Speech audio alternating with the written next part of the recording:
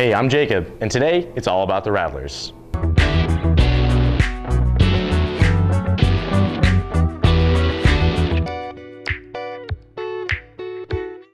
here with Brent Schultz and Kerry Schmidt, and this is behind the scenes of the Rattlers exhibit. Today we're going to be cleaning some poop and also giving some waters. How about it, guys? Sounds great. Our rattlesnakes on display are checked daily. If a cage is in need of cleaning or maintenance, the snake is removed and then placed in a bucket. We then spot clean and remove any fecal matter or shed skin from the cage. Special maintenance, such as replacing lights, is also done while the snake is out. This is done to maximize our efficiency in order to keep our animals happy and healthy. Once all is done, the snake is then placed back into its cage and locked up for the public to view again.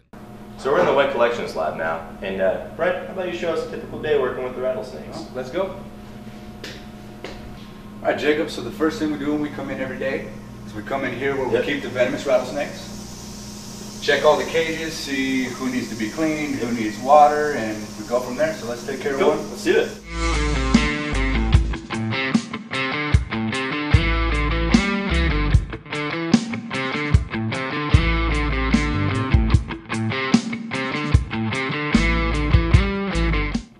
So Jacob, the first thing we do after we find one of the cages that needs to be cleaned is we very carefully take it out of the box. Yep.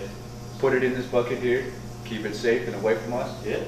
Do not try this at home or without any experience, and never, ever, ever handle venomous snakes by yourself. Let's get this cleaned. Let's do it.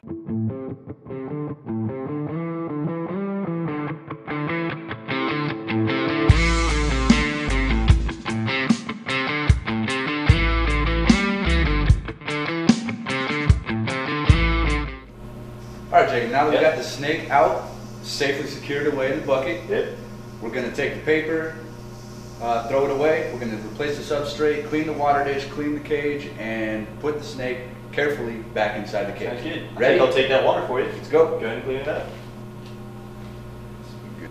Alright, Jacob, now that we got a nice clean cage, clean substrate, and clean water, we're going to go ahead and put the rattlesnake back in the cage and put him back where he belongs in the nice, warm, humid room. Sounds good. Alright, let's go.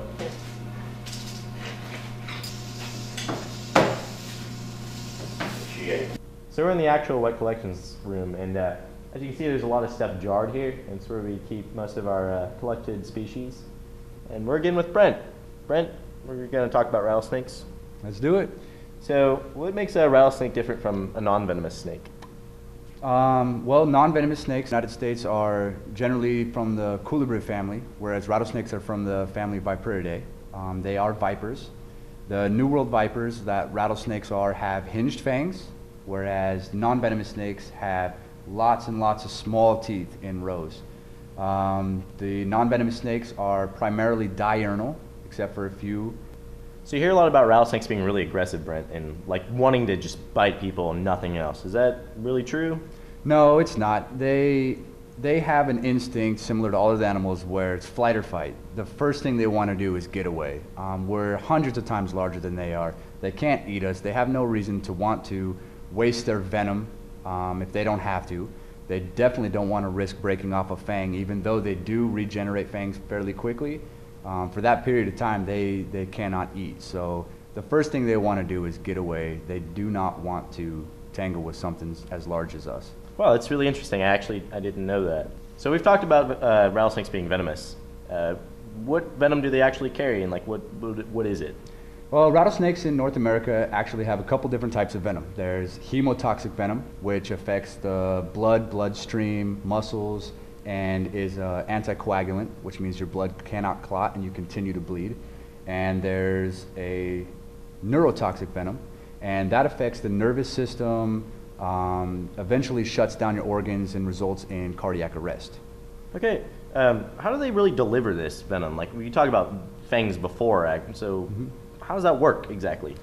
They actually have an amazingly fast striking speed, and rattlesnakes, when they're in their S position, they can strike up to 2/3 their body length.